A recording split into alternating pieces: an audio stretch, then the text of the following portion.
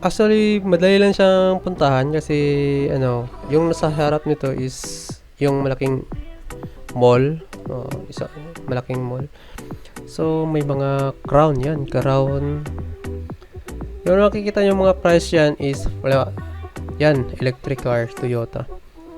Yan. Yung makikita nyo mga price na yan is 375. Ibig sabihin, 300 po kalapad yung bibili nyo. Actually, may mga bago, may mga second hand.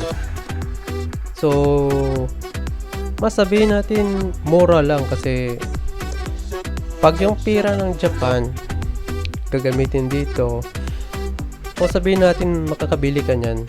Oo. Pero kung hindi naman kailangan sa sobrang mahal, meron naman mga mura-mura. Okay? May mga mura-mura naman. Pero kung gusto mo naman ano, pang flex sa mga kaibigan mo, ito pwede. Pwede ito. Kasi bagong looking yun.